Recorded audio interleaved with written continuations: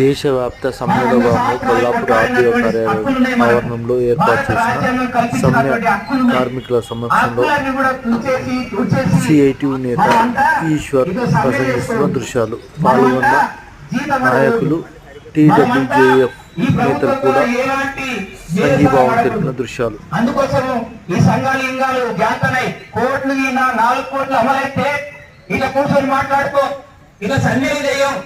ఎవరు కూడా బానిసలేక గతంలో ఎవరైతే బ్రిటిష్ పాలన అని చెప్పుకుంటున్నామో అట్లా కూడా మనం పనిచేసేటువంటి దానికి ఈరోజు కేంద్ర ప్రభుత్వం మనల్ని 4 కోట్లు తీసుకొస్తుంది. ఎందుకోసం నేను ఇప్పటిదాకా చెప్పినది, ఎవరు కూడా మాట్లాడకూడదు, ఎవరు ప్రశ్నించకూడదు.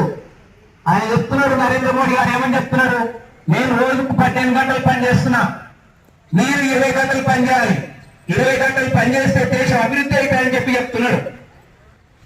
ఆయన చేసే పని ఏంటి, ఏం చేస్తున్నాడు, ఏం కష్టపడి చెమట వస్తున్నాడు, ఈ దేశంలో ఏం ఉత్పత్తి చేస్తున్నాడు అనేటువంటిది మనం అడుగుతా ఉన్నాం.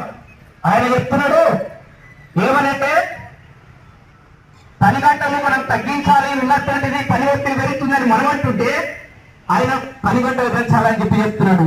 దాంతో పాటుగా ఆయన రోజు ఎంత ఉంటే దొరుకుతుంది అంటే కూలి 178 రూపాయలు ఉండాలంట, మస్తు సరిపోతాయంట.